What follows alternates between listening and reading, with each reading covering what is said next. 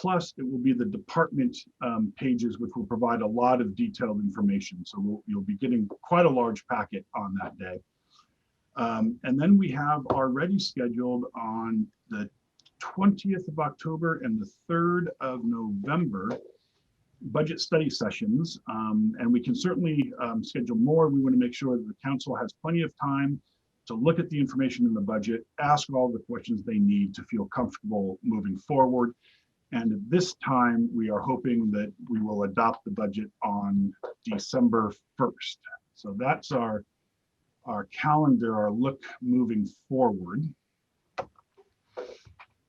Current revenue assumptions, we talked about this a little bit back on the 18th, August 18th. And they haven't changed significantly, but there have been a few small changes. We still currently have property tax increasing at 1.15%. That's the 1% based on the state statutory maximum plus 0.15% for new construction and delinquent penalties. We will know actual collections when the county assessor provides their valuations. Just as a side note, in a conversation with email conversation with the county assessor, it doesn't look like we are going to be getting our preliminary numbers in the near future. So it may be that what we need to do is when we bring the ad valorem tax ordinance to council as well as the Shelton Municipal Parks District, we will, in the ordinance, assume high. That way, when the county assessor does provide their valuations, if they're lower than what we said, we'll still get that, I don't know, how do I say it, maximum based on that lower amount. But if we create an ordinance that is too low, we will be restricted to the amount in that ordinance. And we'll talk certainly more about that when we bring those ordinances forward. But that's our thinking, at least as of today. Sales tax, we are budgeting that as the same level as our current 2020 estimates. Same for B&O, those will also be budgeted at our 2020 estimate, as well as the city and non-city utility tax. And we have our estimates that we do quarterly. So we have the June estimates. At the end of September, we'll be doing the October estimate, or at the end of September and into October, we'll be doing the third quarter estimates to see where we are. And we'll talk about that a little bit in an upcoming slide when we deal with potentialities around COVID. Building and permitting, we're going to budget those at our 2020 estimated levels, roughly about $40,000 increase. We have removed the school resource officer contract revenue from the 2021 budget. We'll say more about that in a few slides. And the utility service revenue, we're basing any increase on fee changes, less one-time actual revenues. But in those fee changes, we're planning on only increasing those at 50% of the total fee increase. And then other revenues are assumed to be in line with current estimates. I'm gonna pause here. Oh yeah, I guess I'm sorry, I did not update the footer on these. I'm just scared myself, and I thought I was talking about the August 18th presentation, but I just did not update. So that bottom should say 15 September 2020. Labor budget, no change since we talked the last time, or very little change. Our cost of living adjustment is budgeted a 3% increase. Healthcare, we're budgeting that based on direction from the Association of Washington Cities at a 6% increase. Delta Dental, one of our two dental plans, is at a 3% increase, and then PERS, our retirement is budgeted at just over 0.1% increase, and that's based on state rates. All of our service contracts are budgeted at a 2.5 increase, and then all other expenses are budgeted at 2020 levels. And so, or at 2020 budget levels. So even with the 4 position increase, we started in a deficit position. The way that we are budgeting, again, hopefully using a conservative approach, our general fund revenues in 2020 was budgeted at $12,290,000. Right now, our revenues for 2021 are $12,200,000. So it's a decrease of $90,000 between what we had budgeted for revenue in 2020 to 2021. So even with those 4 positions reducing with these increases, we started the budget process in a deficit position. And again, just want to, that's a result of not just the city of Shelton, but all governments trying to find a sustainable budget. Budgeted FTE, want to spend, this is another slide where there have been some changes since we submitted this about 10 days ago. In the general fund, the 2020 budget column, the police, that is should be 21.5. There was a reduction of 1 position there, and that is a result of the school resource officer contract not being put forward because of not being signed by the school district.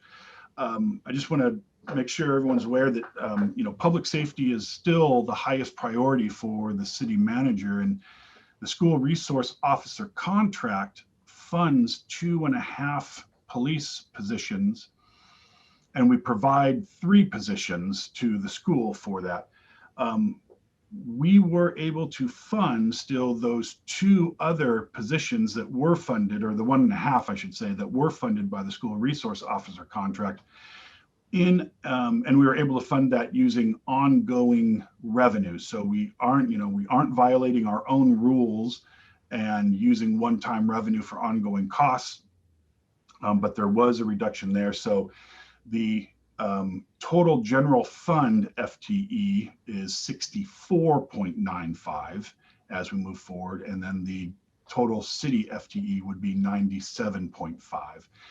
And we continue to try to delineate between some of the functions. And so down below, you can see that the city clerk function used to be included, spread throughout the city council, city manager, and finance prior to 2021. We have them detailed out. And then also the human resources and information technology were in the city manager budget until 2019 when we separated those out. So there's that. City is investing significantly in capital investments. I have down a list of, 9 or 10 here. And by the parentheses, it says significant. In my mind, it was $250,000 or more. So there are some other capital investments that you will see when we provide the budget. I won't read through all of these, and in fact, most of these I think will be covered by Public Works Director Harris when he goes through his capital investment plan at the meeting. So I won't bore you with that. I just will say that wanted to mention the Civic Center parking lot, the very top one at $400,000 is being funded. And of course, that is backed by a grant that our legislators were able to secure for us of about $280,000. So we will come up with the balance to pay for that.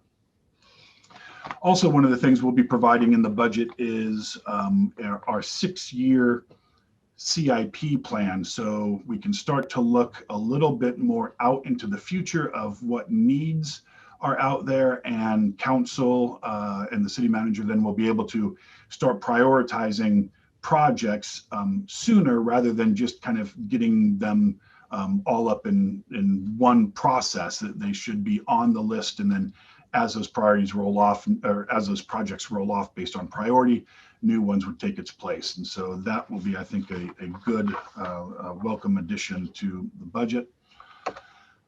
Last slide, COVID contingency. Again, through August, the city, we have not seen a significant change in revenue. We have seen decreases, but nothing that we would call significant at this point. But there are still unknowns that could change at any time. Of course, the $600 weekly unemployment subsidy now is down to $300. There are a few caveats with that it has to be related to COVID in order to receive that extra money. And this adds a level of complexity. You know, we've been talking, once the $600 weekly unemployment subsidy went away, that, you know, August will be a watershed view of where we think we may be going with that $600 not being available. You know, we don't want to overreact based on August numbers, because the $300 that is there now, my understanding is that it is retroactive to the beginning of August. That won't help our August numbers, but it may mean that September comes more in line. So again, that just adds a real level of complexity of when we need to be able to make changes, and at which data points are we going to use to make those changes. Other issues, you know, if there will be further rollbacks from the governor's office, the continued impacts of the order banning utility shutoff for non-payment, economic changes from the November election, as well as the long-term impact on spending habits. Our plan still now, as it was in August, is that we're moving forward with our proposed 2021 budget, keeping an eye on any COVID issues that arise. And if they do, it will likely be too late to make significant changes to the budget. So at that point, we would recommend that council go ahead and adopt the proposed budget, and but knowing full well that we would be coming forward with a supplemental in the first quarter of 2021 if we see those significant changes. So with that, I'm happy to answer any questions that you might have.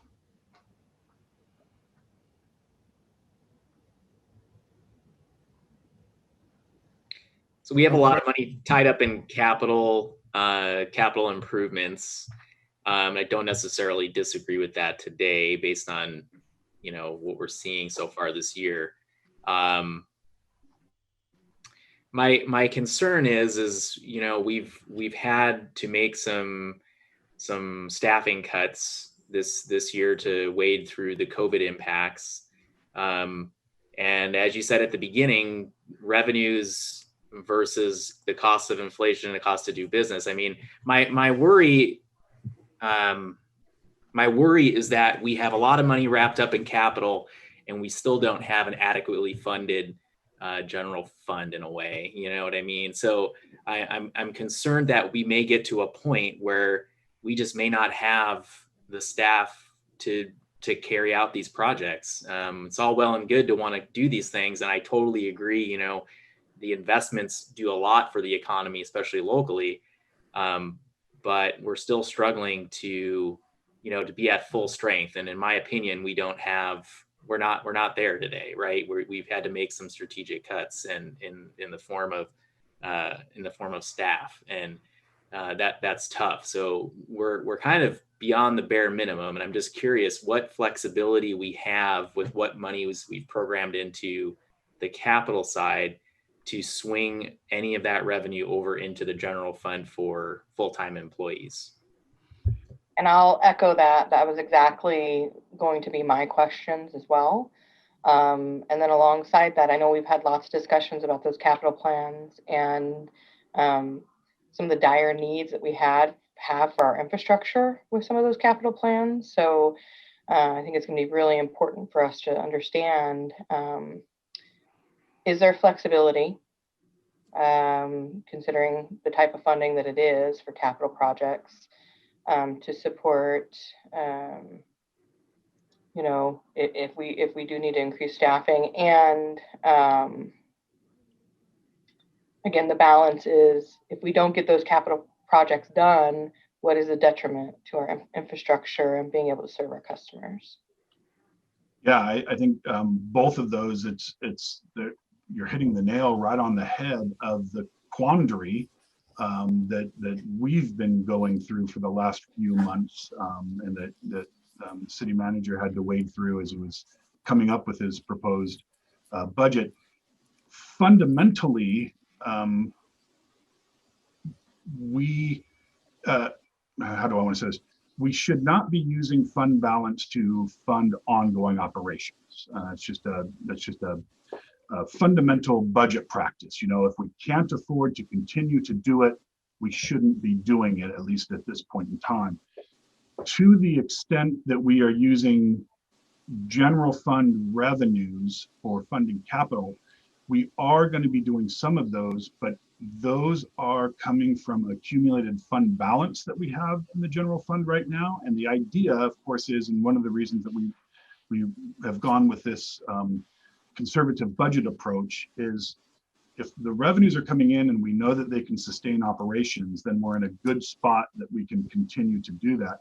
If revenues come in a little bit higher, then we can use those monies to program into capital projects to get some work done. I mean, you know, one of the conversations that we've had several times is aging infrastructure and how do we do that. So, you know, using general fund in that way, we are not using a lot of general fund. We are using some though, however. Most of those projects are utility related, and those would be coming straight from utility funds, and the general fund outside of the contribution to street fund wouldn't necessarily be participating, except when the general fund benefits to that. So we have a couple of projects that are coming up that are spread throughout several funds, and the general fund would pay its fair share in that. And some of those we have to be cognizant of, that they would have ongoing costs moving forward. So we tried to do that,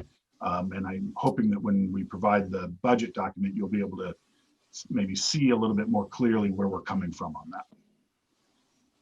The other point I wanted to make there is that the one-time expenses for capital projects that we're proposing this year, the money is over and above the policy balance limits that council adopted earlier in 2020.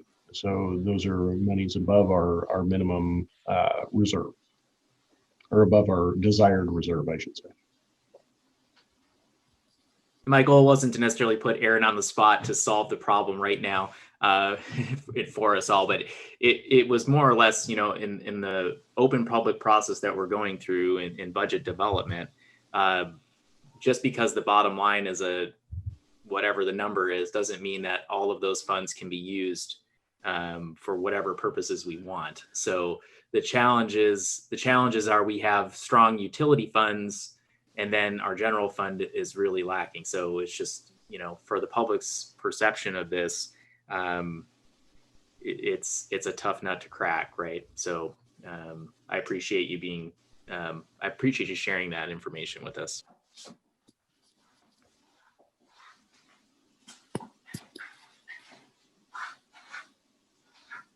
Anyone else?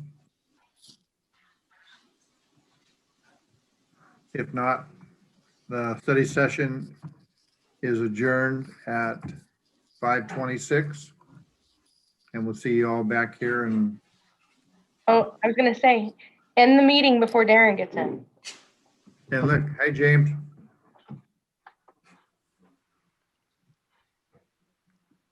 So we'll be back at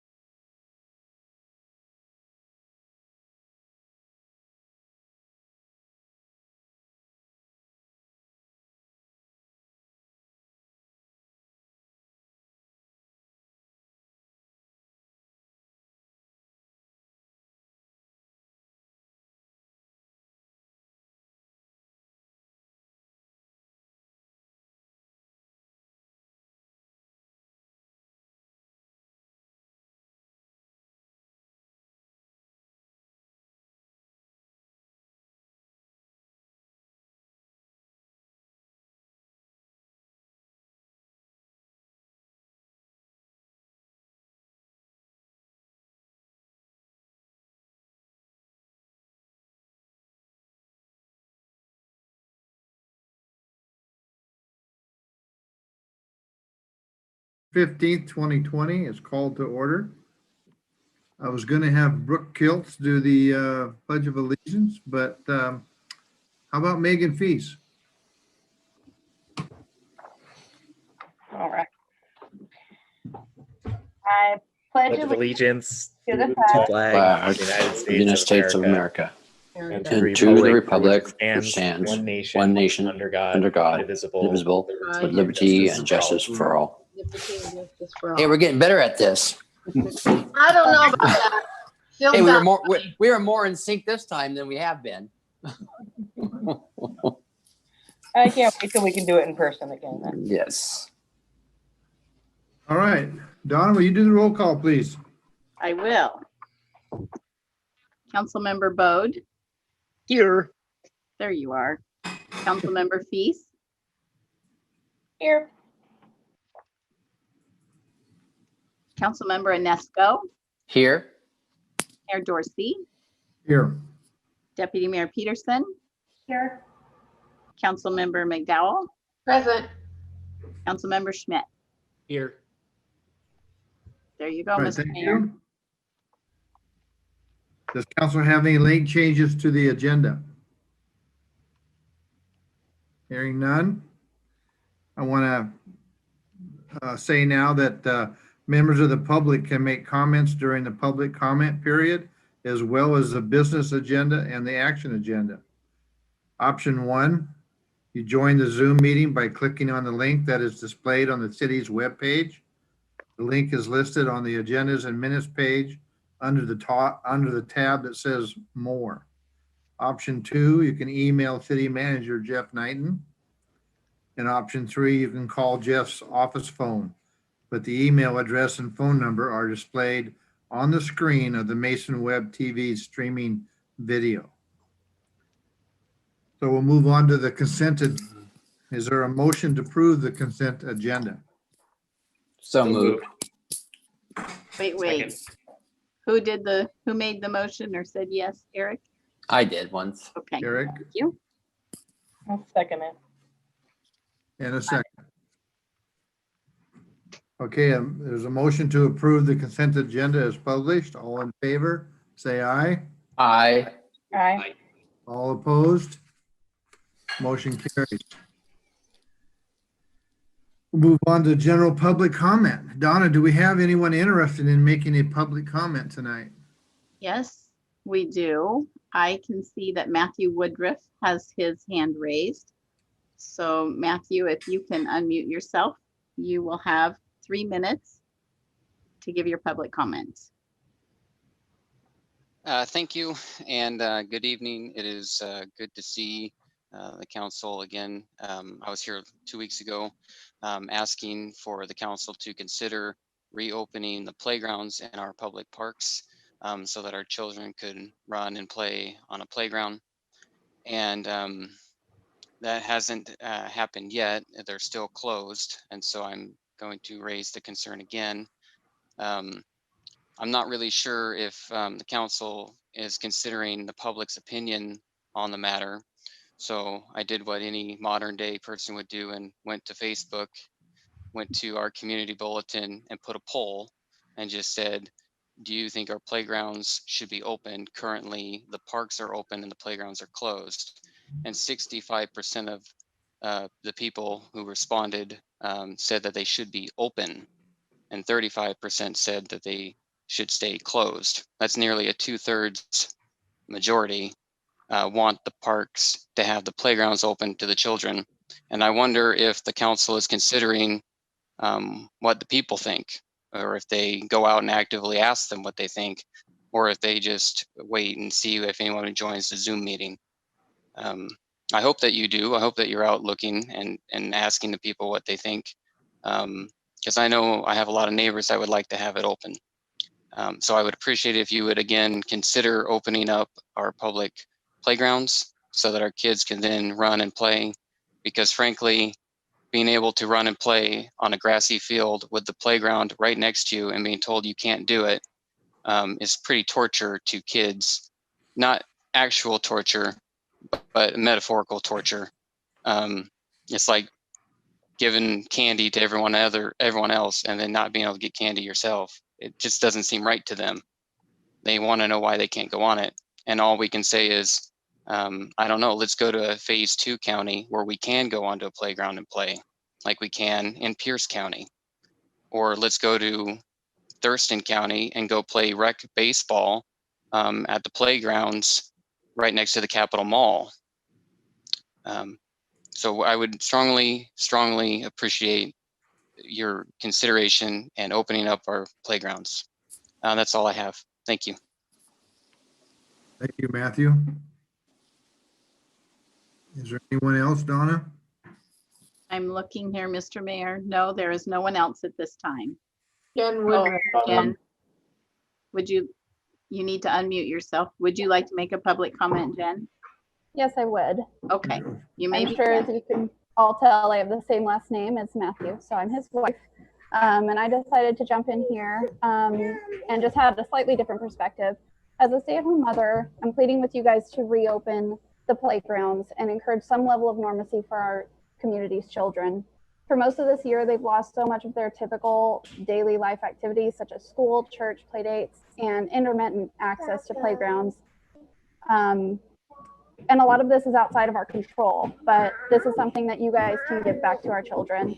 You did choose to reopen the playgrounds and let them stay open for a few months, then you closed them back up, and losing that was very difficult for my kids as well as many others, I'm sure. And as parents, we're doing our best to maintain some level of normalcy for them in this, so that this time in history doesn't leave them traumatized. And I know I work daily to do that for our 3 children. We have a 7-year-old, a 4-year-old, and an almost 2-year-old. So I'm right in that perfect range of the kids who would need to be playing at that playground. So one last thing is I looked at the values of the city council, and a few of which kind of rang in for me was encouraging pride in our local neighborhoods and providing recreational amenities.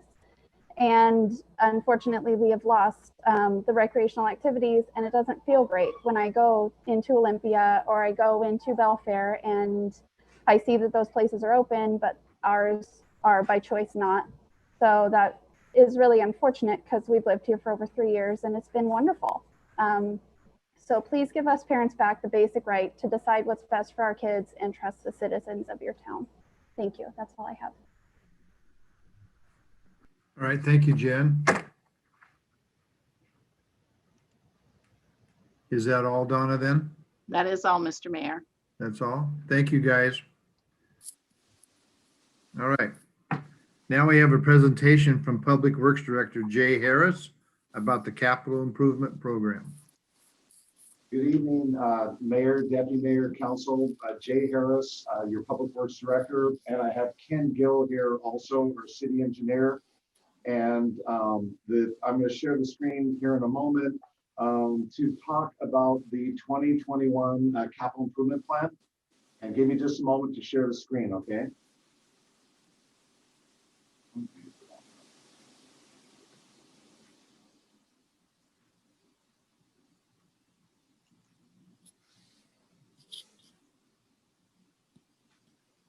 Can everybody see the screen?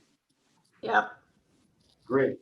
So the 2021 capital improvement plan, on the first slide, I got these from the Historical Society, their website, and it was interesting, the dirt road, and usually you brought your mechanic with you, right? That the mechanic would go on a lot of your road trips and such with you. This was supposed to be one of the first roadway paving projects in the city. I don't know what street it is. And then I like Coda Street from the 40s, that you can see it was a robust little city with asphalt pavement and vehicles and people, pedestrians really taking over. So Ken and I are going to be switching off on this presentation. So Civic Center parking lot, Ken. So this is the parking lot that's just right over my right shoulder. So it's the gravel lot that's dusty in the summer and full of puddles in the winter. So Aaron already mentioned we've got a grant. That's the second bullet. We basically want to pave it, build a basketball court, 2 pickleball courts, and a lot of landscaping. So we'll find out in June next year, actually. So if we'll find out if we get a grant for electrical vehicle charging. But I really want to get this done. Whenever it rains out there, Donna always complains to me that her feet get wet when she comes into the parking lot. So I really want to get this one done for Donna and finish this one up. So it's kind of a pet project of mine. Next slide. Residential paving is the next one. This is a huge improvement to our residents. We just finished up the 2020 residential paving. Last year we did West Mountain View. This year we did East Mountain View. This year we got a price of $87 a ton. I've never gotten that good of a price on asphalt in my entire career. And it's the reason why we get such a great price is because you have a really well-trained staff in your public works department. They do all the prep with their grinder. They do all of the traffic control. In addition, they put all the edge rock. So it's very attractive to bidders. Last year's came from Ellensburg. This one came from Belfair. So it really adds to the quality of those residential neighborhoods that hadn't seen a new paved street in 30 to 40 years. So looking forward to doing this again next year. And I'll be coming back to you the second meeting in November to talk more about our paving programs, where we're going for the next 5 years, some high-level funding discussions, that sort of thing. So second meeting in November, we'll be chatting more about paving. Excellent. So Railroad Avenue is the #1 project in your secure TIP. Been working hard on it since I showed up about a year ago. The project needs to go on a little bit of a diet, and we're working towards that. I know city manager's been working also hard on acquiring the right-of-way to build part of that trail that's shown in the bottom slide. So also TIB is one of our funding partners. So we continue to push forward on the design of that and chase some funding sources.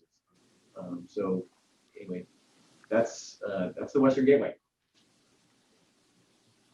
So the maintenance division laydown yard, currently the maintenance division is in a little 2-acre site.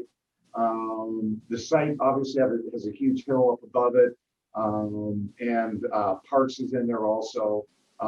We don't have any room to lay down manholes and pipe and to just grow into the future.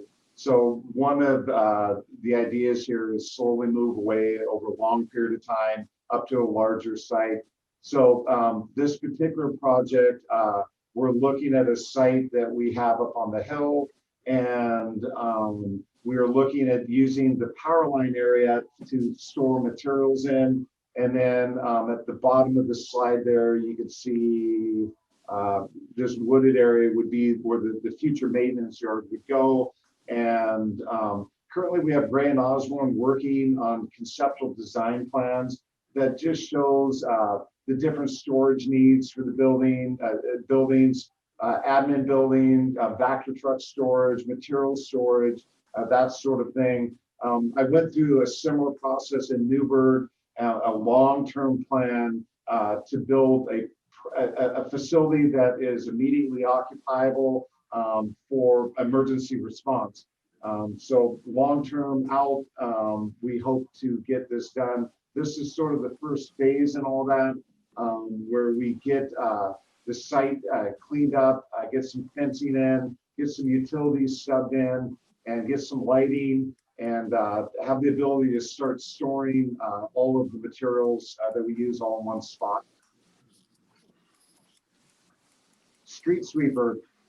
So our current street sweeper is 11 years old. Maintenance costs are going up on it. A lot of moving parts on these things. The proposal is to buy a new street sweeper that's a vacuum style sweeper.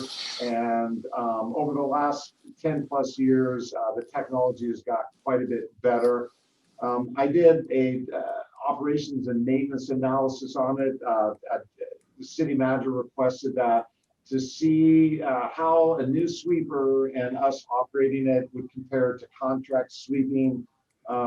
Unfortunately, we don't have a contract sweeper here or nearby the city.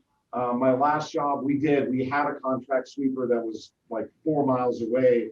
And so the pricing was pretty attractive there by using contract sweeping. Here though, we couldn't get a lot of people to respond.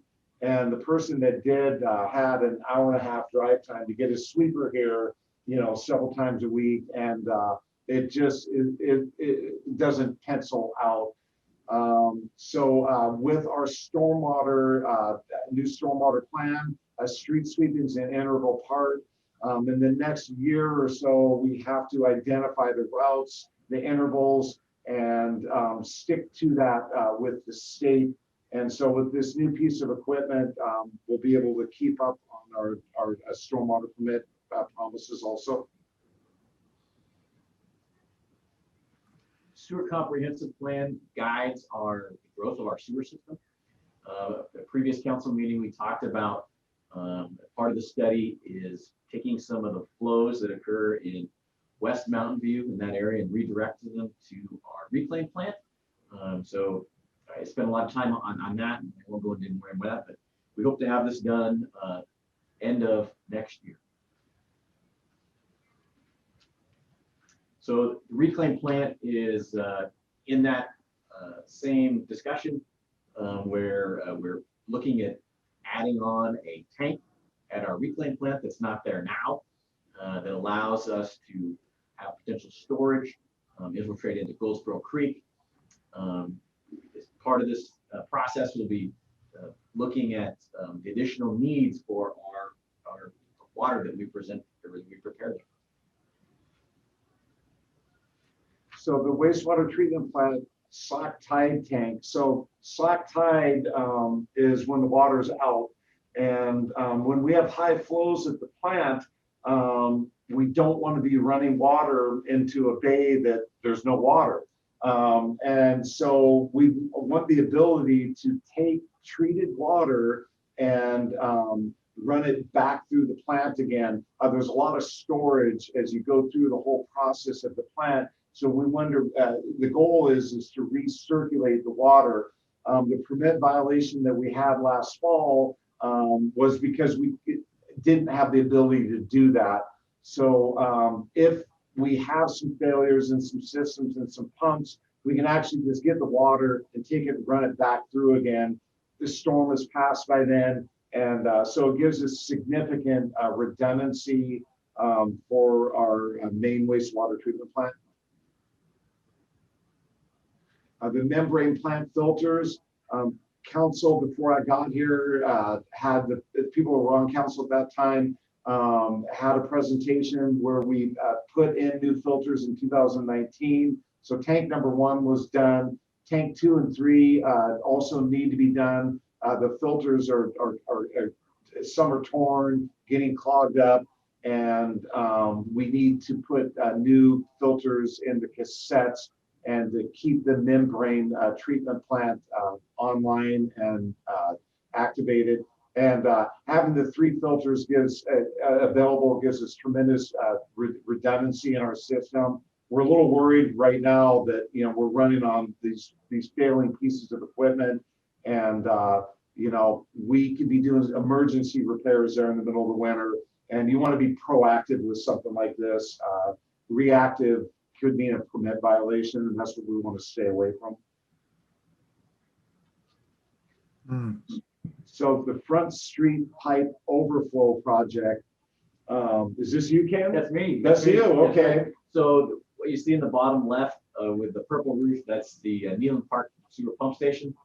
And then also going east-west of the picture, that's Goldsboro Creek.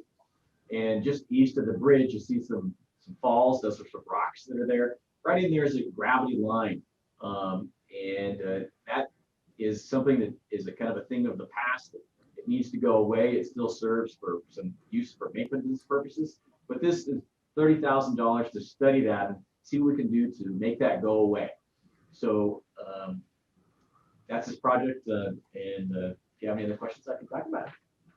That's all I prepared. C Street landfill remediation. We talked about that quite a bit. We're kind of right now, we're in the public outreach. Today, we just got the draft cleanup action plan, so we can certainly share that with council. But staff is reviewing that, and we can certainly share that with, but this is keeping that project going to closure.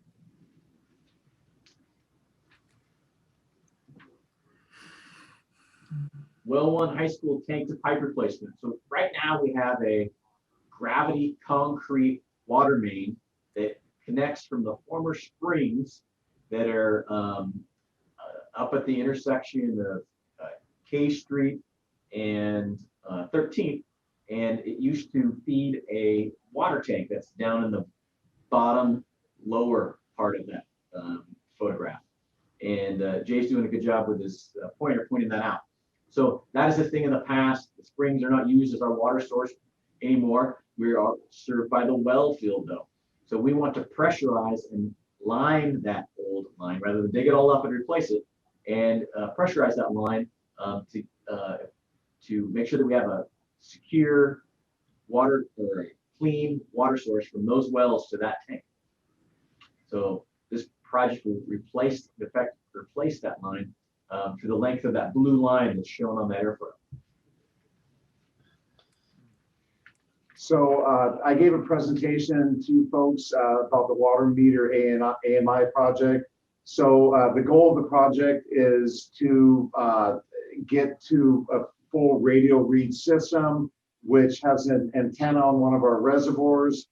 There's a transmitter in the meter box.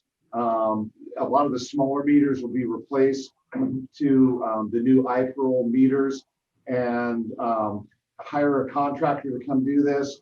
Something like this would probably take them 8 weeks. Our guys will be working with them, and obviously we have finance. We got to work with finance department and the billing department, but it would enable customer service to look at current readings on meters, close out accounts, and then also the customer will have a bunch of tools they'll be able to use online where they can get on and see what their use is, and manage their water a little better. And then the system also has software that will send us alerts when there's abnormal water use in our mainline system and in the metering system.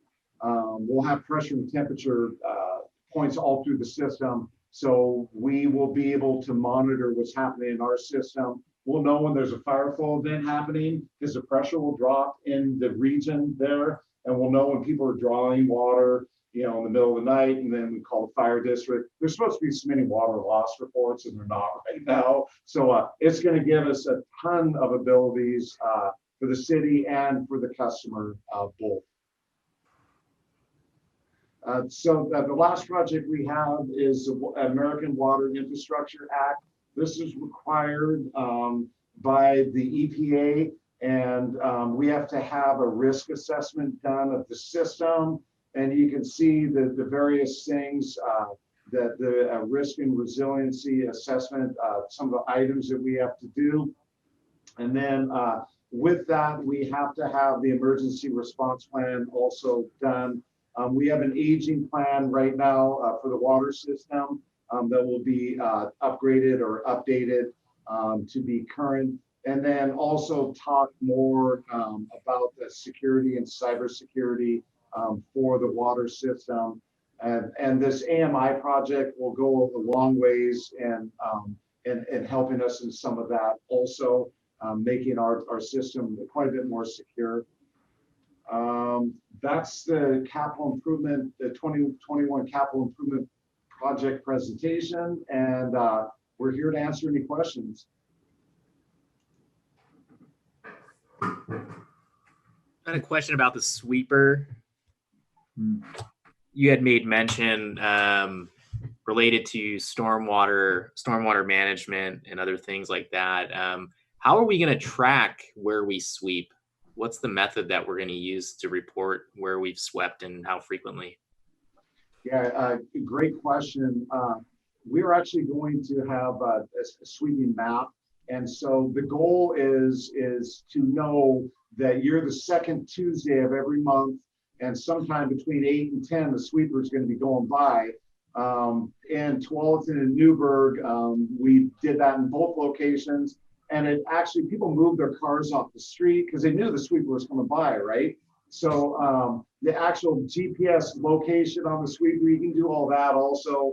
But the best thing to do is just have a street sweeping schedule and stick to it. The state's going to require that from us. And so it's a known quantity.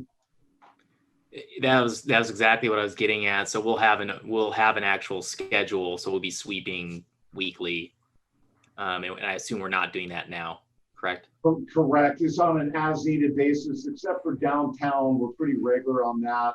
But we're probably going to be downtown at the current proposal, and we're probably going to adjust this, but downtown will probably be weekly, depending on season, obviously. The collectors and arterials will be monthly, and then residential will be every other month, depending on time of year. Like during leaf season, I mean, all bets are off, right? When we put sand down for a snowstorm, we got to get back out and pick it all up, sort of thing. So the current proposal is going to be 6 times a year for residential, every month for arterials and collectors, and then downtown probably every week is what we're thinking. Great, thank you. You're welcome. Hey, Jay, this is Kevin. You do downtown, what time of day would that be, you think? A lot of places open pretty early and pretty tough to move cars once they're, you know, employees are parking there. How would that work? Yeah, so what the proposal is there is later in the evening or first thing early bird in the morning. So I'm talking 4 or 5 a.m. Okay. The problem is street sweepers make a little bit of noise. That's going to be one of our criteria. And what you do is you turn the vacuum down on it. It's a multi-speed sweeper. You got to go slower when you're doing downtown early in the morning. Right. So the proposal is that in Newburgh, we actually went to contract street sweeping, and it was the Fred Meyer's parking lot person that we contracted with, that when they got done with Fred Meyer's, they'd come over and do our downtown. That worked out pretty good. It was middle of the night, and they were able to go to low noise mode so we don't wake a bunch of people up. Yeah, thank you. You're welcome. So since we're getting a little bit in your weeds here, considering that we'd be increasing the use of the asset, that means that there's increased use of FTE time with that asset, I'm assuming. So considering that we've done some budget cuts on, you know, our staff, don't have to answer this today, although definitely want to understand how that balance is. Correct. So these employees already exist at the city. We're not hiring a new employee for the street sweeper. That the person is working on storm or street projects already. So they'll just be allocated to a little bit more sweeper time. When you look at it, in Newburgh, we had pretty much a full-time street sweeper. Here, we don't even make less than half to make all those routes every month. So yeah, we're going to be doing more than we're doing now. But I think once they get these routes down and they're on a regular basis, we should be able to clip through them pretty quickly. I had just a couple of questions. First, in regards to the wastewater treatment plant, I'm so glad to see that we're ensuring that we're doing our part to support aquaculture in that area, because I know that a lot of the properties there are particularly in city limits, but are very much affected by that.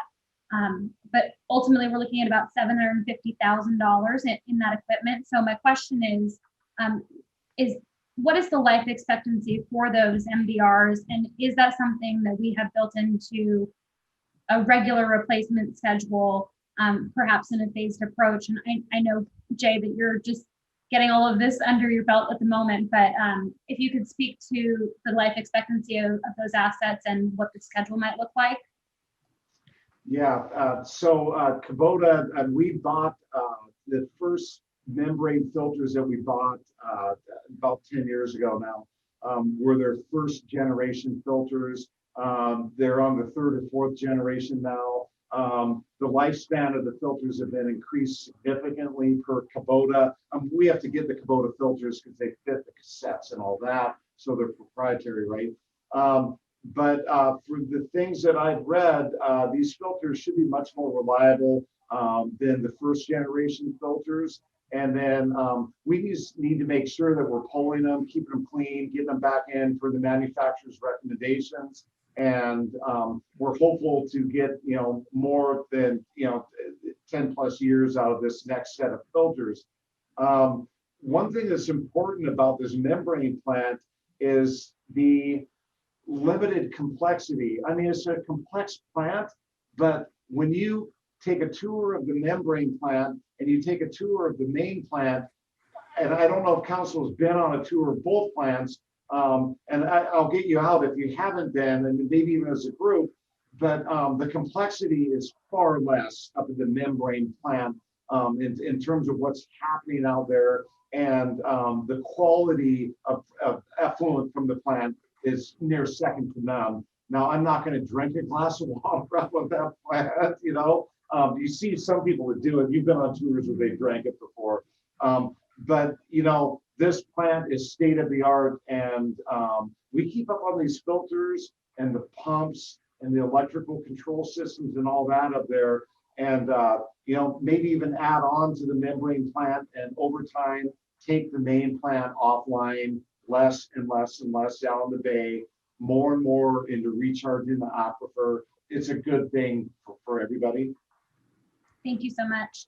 The other question I had was with regard to the Western Gateway project. We have on again, off again, had conversations with the county commission to look at if there's an opportunity to extend that project into the county's area and theoretically reduce the costs on both projects. Has there been any update to that, or is that a conversation that's still ongoing? I can answer that. So Jay and I have met with Laura Swanson and her staff, and they have some money, an allocation that they received from the state. So we've met with them, we've got their application, but we've been in preliminary talks with them with that. And we'll continue to have those talks with them. So for sure, I would love to see that project expand. If the cost per mile goes down, right? You get economy of scale, but kind of where we're at right now is that it's outside of our budget what we want to do. So right now we'll be looking for additional funding sources, but also looking to try to figure out ways to make the cost go down as the pavement's near failure. Thank you.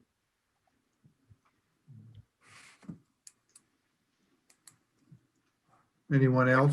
Yeah, I'm going to stop sharing the screen here.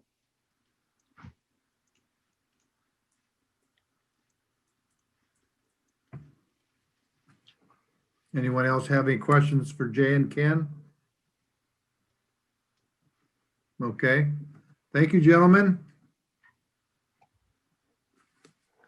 At this time, I'm going to recess from our regular meeting and open a public hearing.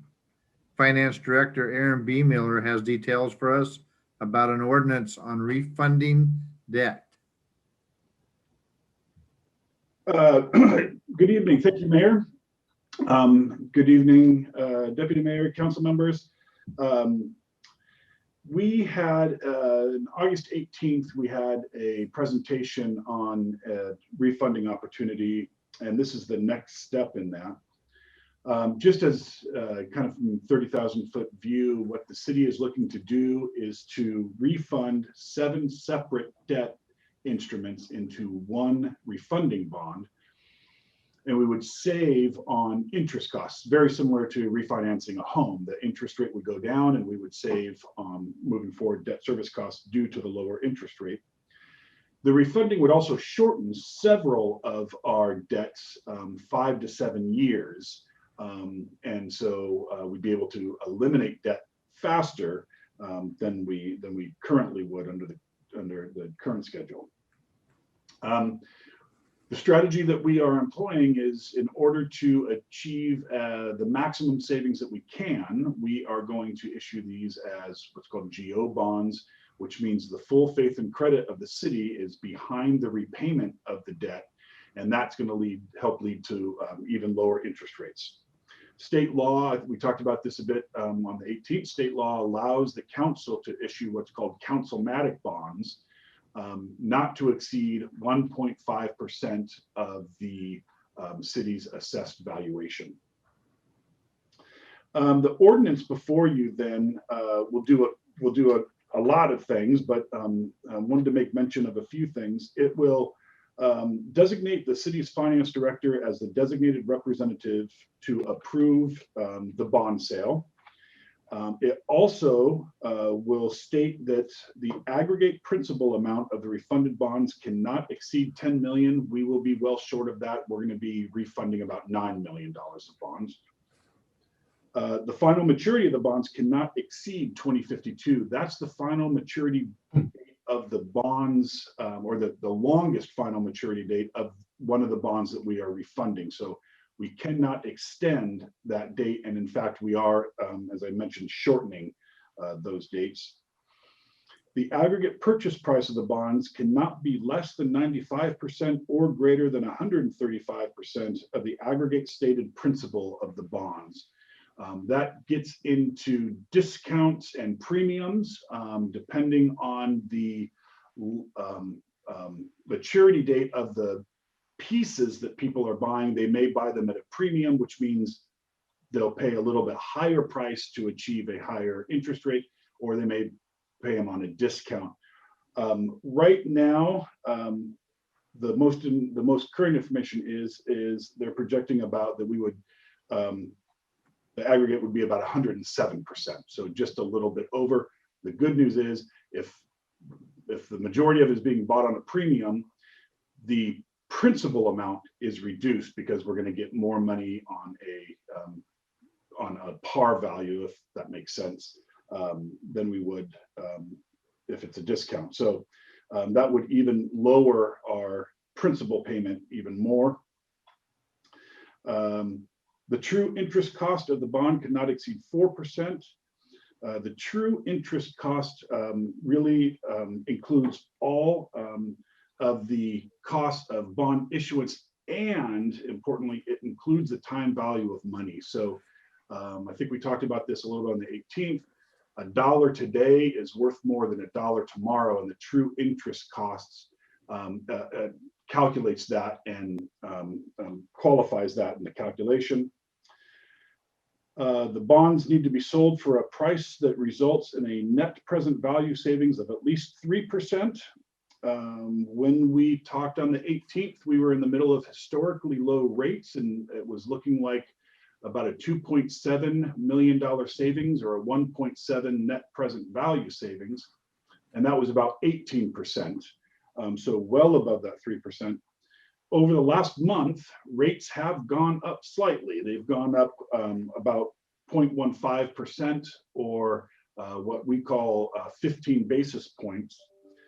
So back when we first started looking at this refunding, interest rates on the bond would be about 1.65 for a 20-year bond.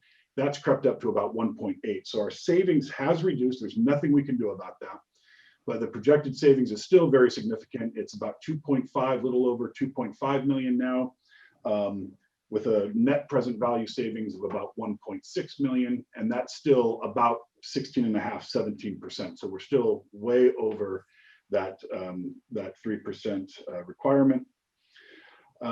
Finally, the finance director, in the ordinance, the finance director is required at the next reasonable opportunity to report to council on the final outcome of the bond sale to ensure compliance with all of these measures. And so we'll get back to you.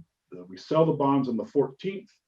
They'll settle on the 28th. And I'm hoping that we can just sneak in a quick 5-minute summary, maybe on the council meeting on the 3rd.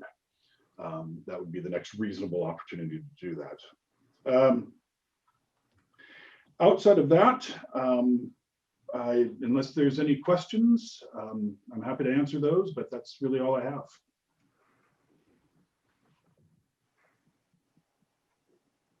Looks like no questions. All right. Is anybody signed up for public testimony, Donna? I don't see anybody, but let me scroll down the list here. No, there is no one, Mr. Mayor. And in that case, could you give us the first reading of ordinance number 1955-0820? Yes, I will. And this is a really long title. Thank you to our finance director, Aaron B. Miller.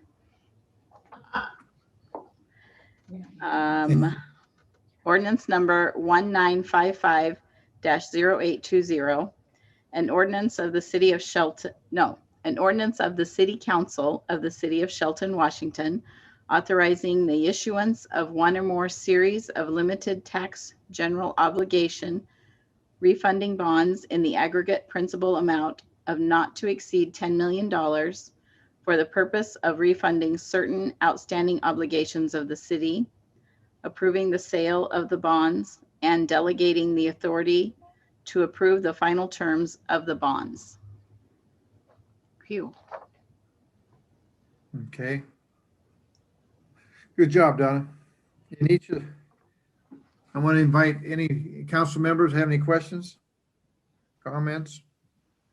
Just a comment. I just want to reiterate what Mr. Miller was telling us and informing us and educating us about the cost savings overall to our city and our customers and whatnot. It's very important for our constituency to understand that we've got a great team. My colleagues here on the city council before I became a city council person did a heck of a lot of hard work on budgeting to make sure that we are solvent and that we are managing our finances properly. And I just want to say hats off to everyone, and thanks, Aaron, for your hard work on this, because this is a big deal for us. For us to be as far in the red as we were a couple of years ago, to be in a spot to actually say that we can refinance and save up to 16.5%, 17% is a huge deal. I mean, we can put that $1.6 million in a lot of different places. And, to Mr. Woodruff and Jen Woodruff's point, those are dollars that we can repurpose into our playgrounds and enhance how we deliver these nice services in our town. So again, huge kudos to all of you. And I've actually just been kind of a great bystander in all the great work that you all have done. So thanks. Mm-hmm. Do we have any idea what a savings in a perfect world, this $2.7 million, 1.7 million, 18% reduction would be annually, as a savings and payments? Yeah, so we do. It would equate to about $70,000 a year.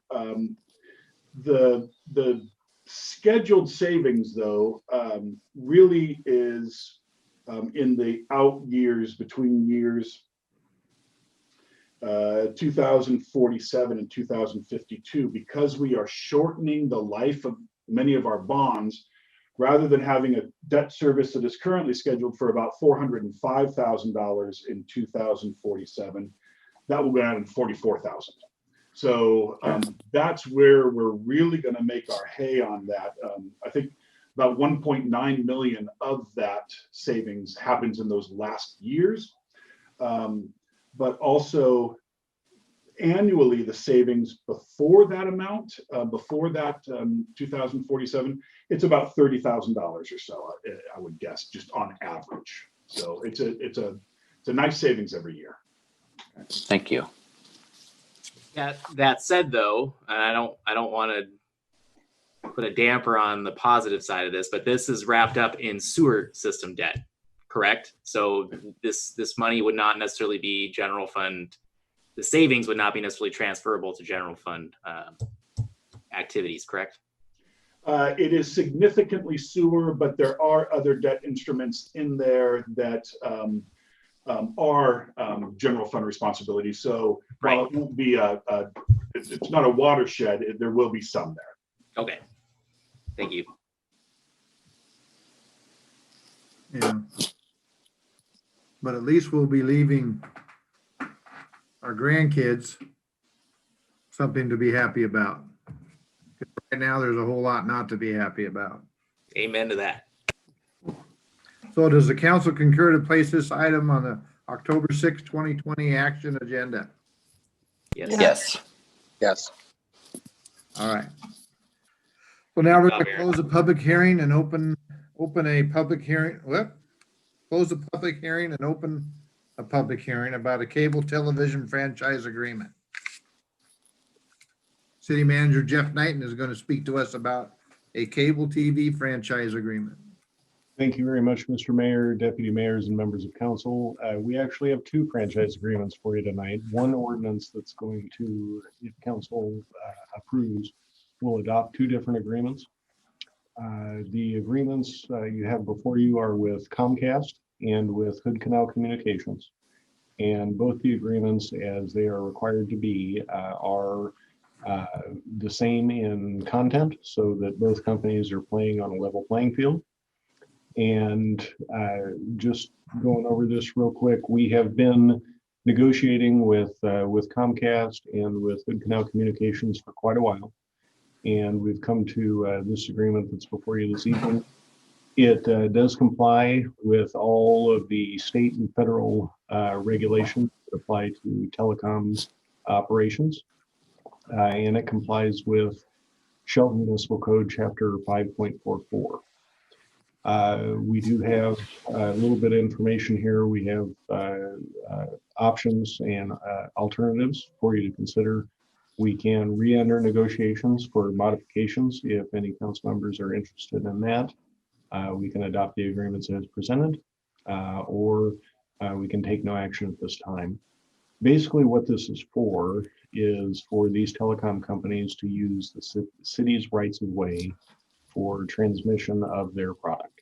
And a big chunk of this agreement, or these agreements rather, are restoration of right of ways after work is done, what the standards are, when permits are necessary to be obtained from the city before starting work, when they aren't, insurance requirements, those types of things.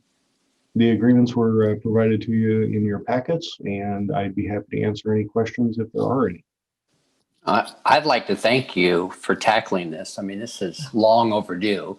I believe it goes back to maybe 3 city managers have been talking about the franchise agreements, and thanks for getting it done. Just a couple more to go, and yeah, we'll be done. After going through the process, I can see why they put it off. Great job, Bill. Thank you, and staff. Absolutely. Yep. Yeah, I'll echo what Councilmember Onisco said. Thank you, Jeff. I know this wasn't easy or enjoyable, but I'm grateful that our telecommunications partners will fall under sort of the same umbrella that any other contractor that would be working with the city will follow. And I think this is a great step towards consistency and our openness and how we're going to be doing business in a more professionally and organized manner in the future. So thank you for setting that pace. I think the first thing I said to you, Jeff, when you came on board was franchise agreements. Yeah, you're going on that, and you did a good job. Thank you. Absolutely. All right. Don, has anyone signed up for public testimony? No, Mr. Mayor, there's no one signed up. In that case, can I ask for the first reading of ordinance number 1956-0920? Yes, ordinance number 1956-0920, an ordinance of the city of Shelton, Washington, granting cable television franchises and adopting franchise agreements to govern Comcast Cable Communications and Hood Canal Communications within the city limits. All right, thank you. Any more questions for Jeff on that or comments? If not, does the council concur to place this item on October 6, 2020 action agenda? Yes. Yes.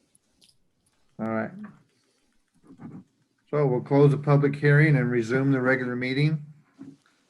First item on the action agenda is a resolution for the FCS Group Rate Study, Amendment Number 3. Public Works Administrative Manager Brooke Kiltz will give us more information. All right, thank you, Mayor. I kind of rushed through the meeting last week, so I just wanted to clarify and make sure if you guys had any questions. The original contract was for the water and sewer rate study. And the first amendment to that contract was to add the stormwater portion to it. So everything that's under your budget fiscal information on your briefing sheet is related to the stormwater portion only. So I wanted to just make sure that was clear. And there hasn't been any changes since the last meeting, but I'm available for any questions. All right. Public comment? No, there isn't anyone signed up. Okay. Will you please give me a reading for resolution number 1169-0820? Yes, I will. Resolution number 1169-0820, a resolution of the Council of the City of Shelton, Washington, authorizing the city manager to approve contract amendment number 3 to the professional services agreement with Financial Consulting Solutions Group Incorporated for the completion of the stormwater rate study. All right, thank you, Donna. You're welcome. We have a motion. I move to adopt resolution number 1169-0820, a resolution authorizing the city manager to sign amendment number 3 to the rate studies contract with FCS Group. All right. Do we have a second? I'll second that. Thank you. Any questions or comments for Brooke? All right, we have a motion and a second to adopt resolution number 1169-0820, a resolution authorizing the city manager to sign amendment number 3 to the rate studies contract with FCS Group. All in favor? Say aye. Aye. Aye. All opposed? Motion carries. All right. The next action item is resolution number 1170-0820 regarding signing authority for contracts. City Manager Jeff Knighton has the details for us. Thank you very much, Mr. Mayor, Deputy Mayor, and members of council. The resolution before you this evening is intended to make more efficient use of city services and make the purchasing and procurement portion of what we do here a little more streamlined and a little more efficient. We're working toward that across all city operations at all times. And this is one of the ways that we are addressing that problem, or addressing that issue. What the resolution that before you does is, if a line item is clearly delineated in the adopted budget, or the city council adopts the budget for the previous year, and the amount of whatever purchase it happens to be is under $30,000, the staff does not have to return to council for express authorization to make that purchase. But in an acknowledgement to council's ultimate control over our finances, anything that's over $30,000, even if it was clearly outlined in the adopted budget, we would need to come back to council one time to express our intention to purchase whatever particular item it would be. This is also somewhat of an interim resolution to streamline these things now. As you're aware, we are working on a full policy update for the city across all operations, operational departments in the city. And one of those policy updates will contain substantially similar information to what you have in the resolution for you. That's what I have prepared for this evening. I'd be happy to answer any questions if you have any. Jeff, does department head still need your authority to spend that 15,000, or they still come to you first? They would come to me. That's something that we would discuss in our weekly leadership team meetings. And then, excuse me, I forgot to mention that. So under this resolution, department heads would also have authority to 15,000. And those department heads could delegate up to 5,000 of their authority to a supervisor. So that there's accountability there for what the supervisors purchase up to a limited amount. But it's also, as I said, intended to streamline and make our operations more efficient. And these things only apply to items that were expressly approved by the council in the adopted budget. And one of the things we won't do when we're facing a situation like we have now, where we have a lot of unknown, the fiscal environment is very unknown going forward, don't have a lot of data points. That's when we become extremely careful with our spending. And all of those things, of course, during my weekly briefings, bi-weekly briefings with the council members, these are things that we discuss. Nobody here is going to go off the deep end and start writing checks for anything under the sun. This is just intended to make us more efficient, more operationally efficient. And this would be if there was an umbrella for maintenance and operation, the supervisor could just spend $15,000. Supervisors could spend 5, department heads could spend 5. Okay. I meant department heads, excuse me. So even though it's not a budgeted like a project that we approved for $30,000 or $15,000, it could be replacing a pump. Yeah, that's in a different area of the budget. This is only for things that you've identified clearly outlined, like a roller or a mower. Okay. That you'll hear about in a little bit. Okay, that's what I meant. Wasn't an umbrella under like just an operations budget. Okay, thank you. All right, thank you.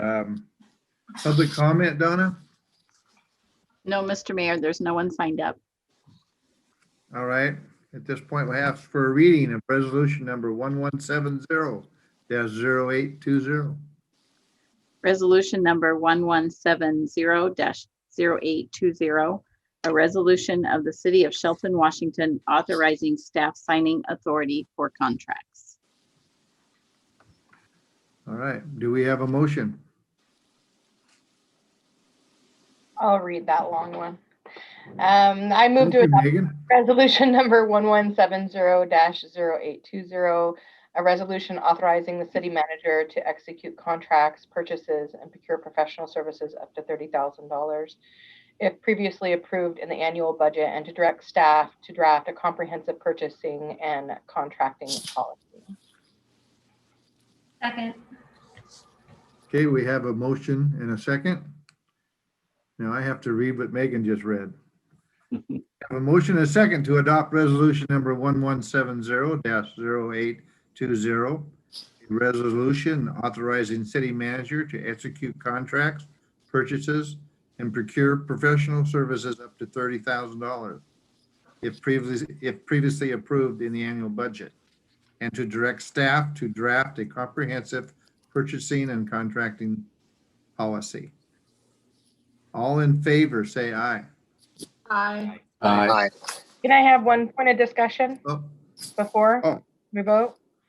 And the point of discussion is that just to be clear, that the policy and procedure should be in place before authorization for these types of purchases start happening. So the resolution that council will presumably adopt tonight would allow that to happen now. Okay. It's an interim step before the policy is adopted. Okay. So I appreciate and everything that is written here is in alignment with regular procurement, thresholds and whatnot for those positions. My concern is that without a process in place, going back to kind of what Eric was saying, is that without a policy and a process, I just want to be very thoughtful about making sure that, because ultimately it has to have certain signatures on it. So if the interim is that we adopt this, it's still going to go through your final approval ultimately. Absolutely. I'm responsible for whatever. Just I'm want, responsible for everything that happens in this building, and I am accountable to that. Yeah, even if he doesn't approve it, he's still responsible for it. yep, Jed, throwing that out there before we do the final vote. Yep. All right. All right. So back to all in favor, say aye. Aye. Aye. All opposed? Motion carries. Now we have Public Works Director Jay Harris to speak to us about a resolution for purchasing a roller. Good evening, Council, Mayor, Deputy Mayor, Jay Harris, your Public Works Director again. So one of my first meetings with you, we got the approval to purchase a small roller for Public Works. Our old roller is 24 years old, and we budgeted $70,000 to purchase two rollers this year. Because of the COVID outbreak, we held off on purchasing the larger roller until we knew what the financial impacts were going to be. With the finance director's assistance at the EM&R funds have had minimal impacts with the outbreak. And so the request tonight is to buy the second roller. So the first roller, the small one in May, was for $17,000. The larger roller is $40,000. We'll still be about $12,000 under budget for the total purchase.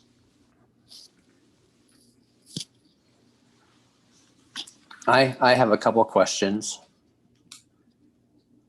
Sure. If we're ready for that. Do we know how much the maintenance cost last year for the rollers was? For the existing larger roller? Yes.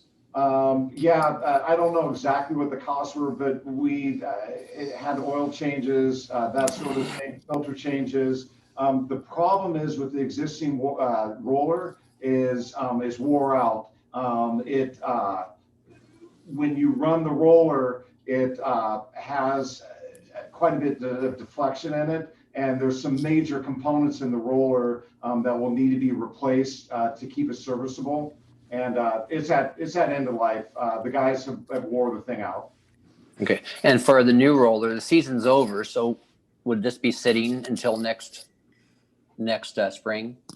Yes and no. The larger roller might be sitting a little more. The smaller roller is out on trench repairs and that sort of thing. The larger roller, if you're getting some better days, we can go out and put some gravel down on some of the roads and that sort of thing. We don't want to grade gravel roads until it starts raining because of the dust, obviously. And we want the material to be a little bit wet. So we might get some use in it this fall for some of the roadway work. And then we'll have it ready for early next spring, back online again. And it's all weather dependent, right? We held off because we didn't know financially what COVID was going to bring us. And so far it's not been terrible, but we still haven't received our August sales tax. And that's after the $600, extra unemployment and the $1,200 stimulus money. So I'm not really comfortable quite yet approving this at this time. But that's just my opinion. One comment to that is the EM&R fund is funded through the street fund, storm fund, water funds, sewer funds. So they're not related as much to, obviously property taxes and general fund sort of items. So the fund rents the equipment out to whoever's using it. And so primarily the utility funds and the street funds will be paying for the new roller. Yeah, Jeff sent me that information today. I asked him for that. Okay. And while I don't think any of us are keen on spending money during the pandemic, I do recognize that there are certain services which we need to continue to provide. And if equipment wears out, we do have to replace it. So I appreciate the staff delaying this purchase and waiting and providing a successful, in my opinion, alternative to the original plan, so that we're able to continue to move forward.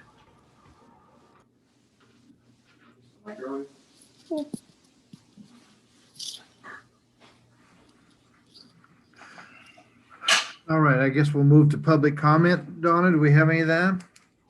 We do not, Mr. Mayor.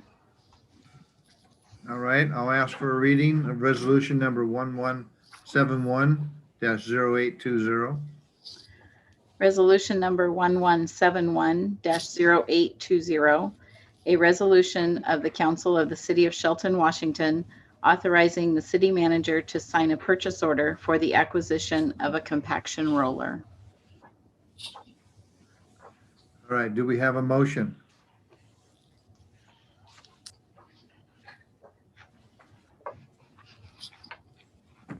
I move to adopt resolution number 1172-0820, a resolution authorizing the city manager to sign purchase orders number P. Excuse me. Wait, Councilman. Joe. Am I on the wrong one?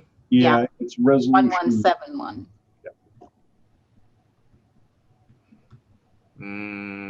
Don't. Okay. 1171-818, or excuse me. Correction. I move to adopt resolution number 1171-0820. Are we? There you go. Yep.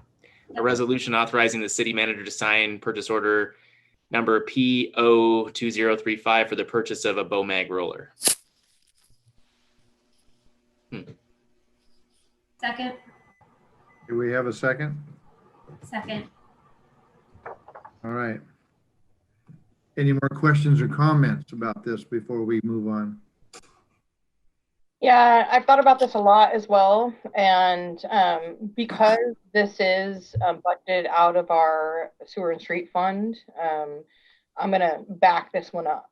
But I'm with Eric too, you know, around being really thoughtful about expenditures that, especially out of our general fund. And we have an obligation to our citizens and our businesses to keep our streets good to go. So I'm going to, that's my comment. I would agree with you. We have it budgeted and it's something we're going to need next year. And do we want to wait till it fails on us to try to buy a new one? Because it's not far away from it. So. Yeah, just to add to the conversation, you know, I don't disagree that being fiscally responsible during difficult times, but at the same time, I trust that this is a necessary purchase. We have plenty of funds in the EM&R to cover this. It's on the plan. No surprises to us. We were expecting this, so I'm supportive of staff moving this forward as a need. Okay. Anybody else? All right, we have a motion and a second to adopt resolution number 1171-0820. A resolution authorizing city manager to sign purchase order number PO2035 for the purchase of a BOMAG roller. All in favor, say aye. Aye. All opposed? No. We got one. Okay, motion carries. All right. One more item for Jay, a resolution for a mower purchase. Good evening, Council. Jay Harris again. So the mower, our current mower, John Deere, is about 20 years old and has a lot of hours on it. It has a side stow mower on it, which means that the arm will go out to go mow the brush along the bank or whatever, come back in and stow on the side. So it's pretty wide when we're going down the road. The goal is to replace the John Deere tractor and to get a mower boom arm that's actually behind the driver. It reduces the width of the tractor and still will extend out to mow banks and that sort of thing. The goal was to replace the mower early this spring, but because of COVID, we held off. And it was unfortunate because right during the growing season, the 20-year-old mower was down for 2 or 3 weeks. We had to rebuild all the hydraulics on it, you know, pump and controls and that. Luckily, Kalen, our mechanic, we didn't have to send it out. He spent a significant amount of time getting it back up and running. But this is one of the reasons why you want to keep equipment that you really need online and newer if possible. So the proposal, it was in this year's budget for $215,000 to replace the existing John Deere mower with a new one, and to purchase a rear stow mower that's attached to it for a total of about $175,000, well under the $215,000 budget. The equipment is sitting there. So the mower that we wanted to get in early spring is still available.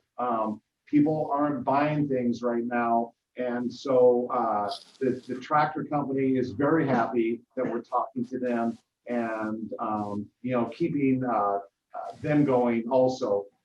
So we might be able to get it in time for a little bit of fall mowing and tune up. And then next spring is when the mower really comes back online again to give us some reliability.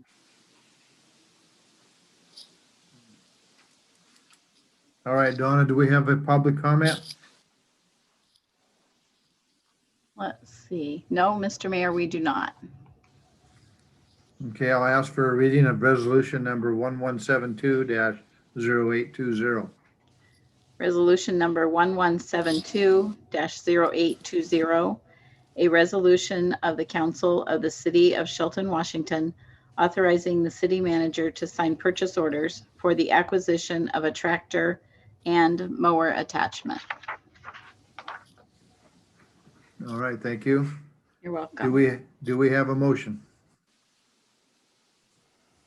I move to adopt resolution number 1172-0820, a resolution authorizing the city manager to sign purchase order numbers PO 2020 and PO 2036 for the purchase of a John Deere tractor and Alamo rear stow boom mower attachment. All right, thank you. Second.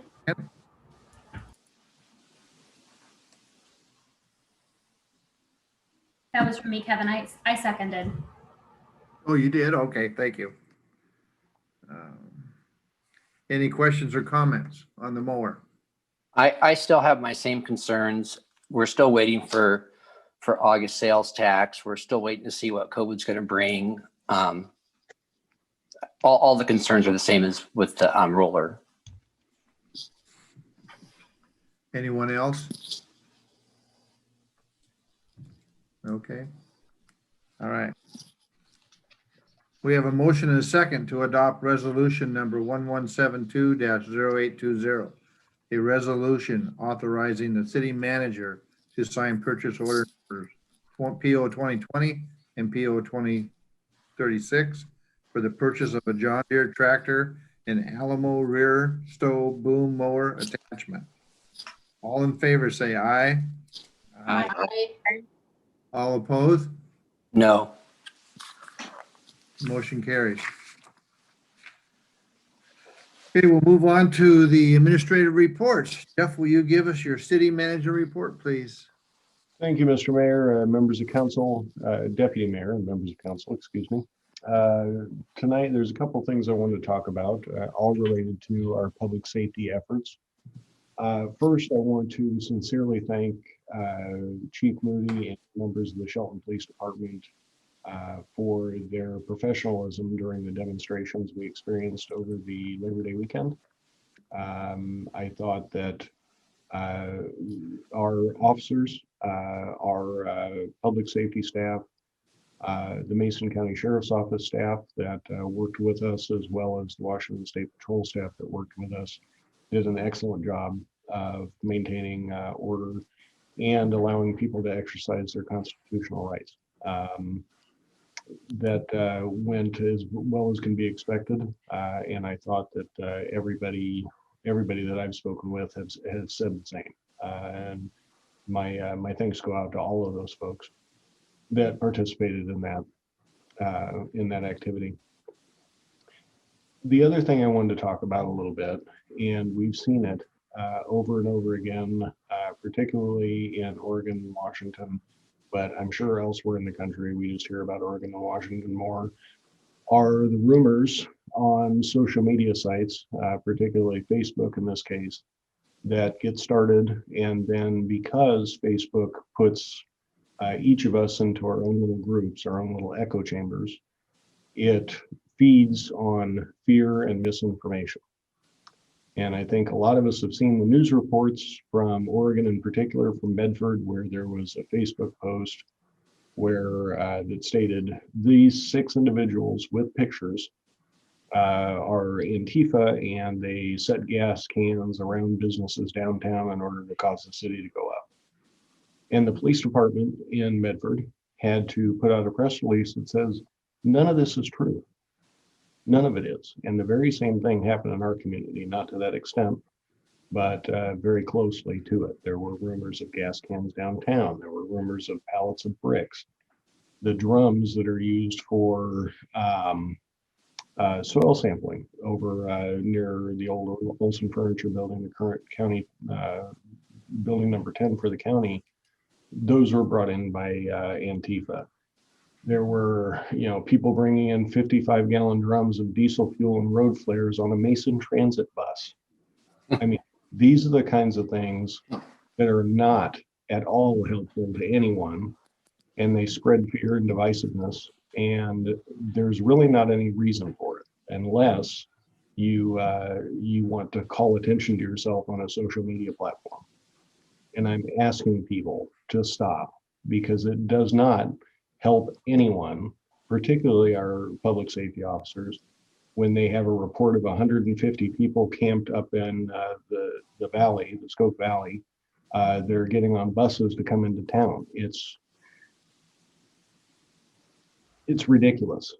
And it tears communities and states and countries, frankly, apart. I ask people to stop, and before they perpetuate rumors or before they talk to people, to actually think about what they're saying, because it doesn't help. And if you're interested in helping, which I believe most people are, stop it. Just stop. Lastly, to end on a high note, we have started our recruitment efforts for our chief's position, which Chief Moody is participating in. We have, as of this evening before the meeting started, 12 applicants. That our applicant pool looks solid and outstanding from all areas of the country, from Ohio to Chicago to real close to home here, California, Pennsylvania, as a matter of fact. So we have a great many people across the country that are interested in coming to help our community move forward. And I'm very grateful for that. So with that, anybody, any questions, I'd be happy to answer. I'd just like to thank the chief and his officers and Mason County Sheriff and the State Patrol for their excellent job as well. I was downtown for no group. I just wanted to observe, so I knew what the truth was the next day. And I think they did an excellent job putting themselves between 2 groups. And I think there was 3 groups. I think there was a Back to Blue, Black Lives Matter, and counter protesters. And I think they did an excellent job. I witnessed it up close. So thank you, Chief. I would agree. I think everybody did an amazing job. I can't wait to see that many people downtown hanging out, having fun, spending money. So. Yeah. Yeah, that'd be great. Absolutely. All right. Thank you all for your compliments to the staff. It's been given to the staff over and over, and they were thankful to hear the support from the council and the city manager on this. Did a great job. Thank you, Chief. Absolutely. All right, with that, on a good note, we'll end it. Our next meeting will be Tuesday, October 6th at 2020 at 6 o'clock. This meeting is adjourned at 7:18. Thank you, guys. Thank you. Night. Good night, guys. Thank you, everyone.